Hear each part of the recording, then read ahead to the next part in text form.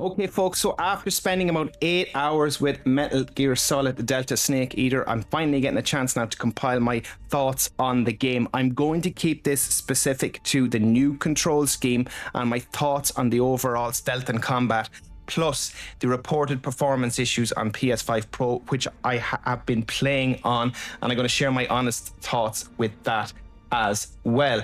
I think the first thing to point out here as well is I am playing on a VRR display, so some of the performance issues I had noted have been mitigated somewhat, but it doesn't say that they're not there, because they are in certain situations, unfortunately. But I get into it first. Let's talk about the pros, and the pros really for me are the control scheme and how the stealth elements worked. Now, if you watch previous videos on my channel, I absolutely adore this game. However, for the subsystem versions, and in particular the 2004 version, I've always had a niggling feeling that the control scheme could be better. Sometimes it can be a struggle, in particularly trying to deal with stealth elements.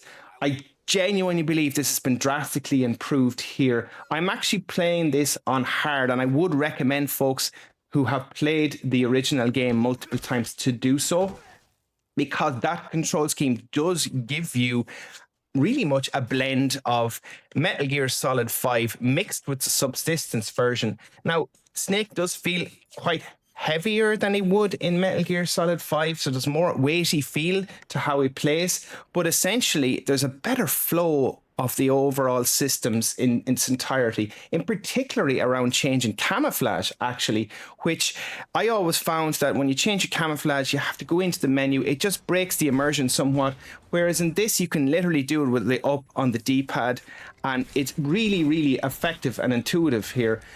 And as I said, the other real cool improvement is the fact is you can duck and stand on the fly, and you can actually walk at speed while ducking as well.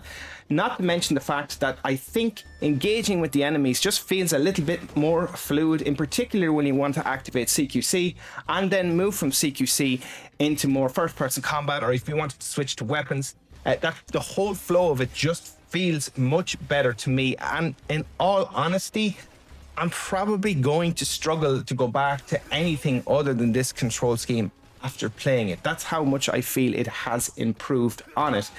Open to listen to folks' comments here. I'm really interested to know what other people think, but I genuinely do think they've done an excellent job here. The other thing as well as I actually really like is the actual feedback and the weapons and the sounds themselves have been adjusted somewhat. And I actually think there's a meatier feel to them, and they actually feel really good to use.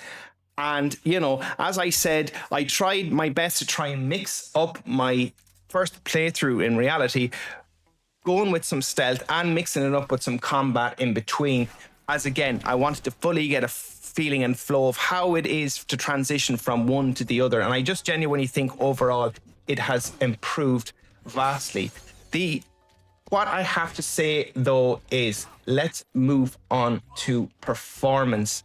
And what I will say overall is it is up and down, is how I would explain it. There are certain areas of the game that are actually perfectly playable. Again, I am mitigating this somewhat with VRR to compensate for some of the frame rate dips, but they are there and they are present, and in particular in scenes where there's water, and I'm not quite sure. So when you get further on into the game, in particularly around near the end boss, if folks know, you're coming up to a lot of large kind of water sections there as well.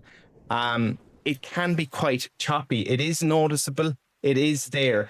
Did it break my enjoyment of the game somewhat? No, it didn't. But sometimes what I noted was, in particular, when you're moving again from stealth to combat, if the frame rate is kind of up and down in that nature, it can just affect the flow of it somewhat. So what I would recommend for folks is maybe give this one another 2 weeks to cook. Hopefully Konami can patch this, in particular the PSSR element. I can notice as well, even just reading online, that the PS5 version actually performs better overall because it's probably not using a higher resolution than it is on the PS5 Pro. So maybe a quick win there would be to add a third option in the graphics settings to allow maybe to play the PS5 version rather than the PS5 Pro, and maybe that would be a shortcut to maybe stabilizing the frame rate. Anyway, let me know what you think down below, folks, in the chat. Again, I wanted to be open and honest about my thoughts on it. I'm really having a great time with it, but I do wish the performance was better. I'll see you in the next video, folks. Thanks for watching.